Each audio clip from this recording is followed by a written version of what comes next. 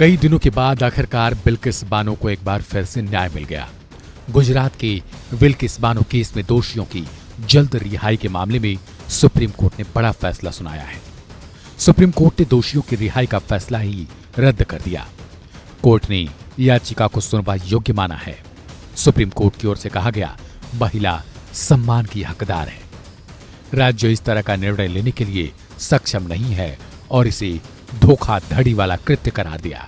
Justice बीबी नागरथाना और उज्जवल भुइयां की bench ने फैसला सुनाया और कहा, 11 दोषियों की जल्द रिहाई को चुनौती देने वाली बिल्किस बानो की याचिका वैध है। सुप्रीम कोर्ट का मानना है कि दोनों राज्यों महाराष्ट्र, गुजरात के लोअर कोर्ट और हाई कोर्ट फैसले ले चुके हैं।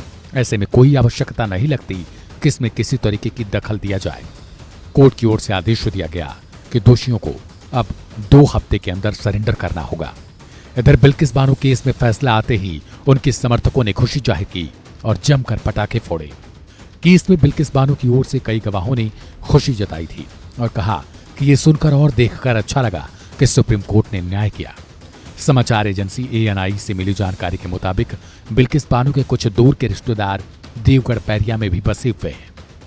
जैसे ही सुप्रीम कोर्ट के फैसले की खबर उन सभी लोगों तक पहुंची, वैसे ही उनमें ये कुछ ने फैसले का स्वागत करने के लिए पटाखे फोड़े, साथ ही इसी न्याय की जीत करार दिया। आपको बता दें, इससे पहले 30 सितंबर 2022 को सुप्रीम कोर्ट ने सवाल पूछा था कि क्या दोषियों के पास माफी मांगने का कोई मौलिक अधिकार है?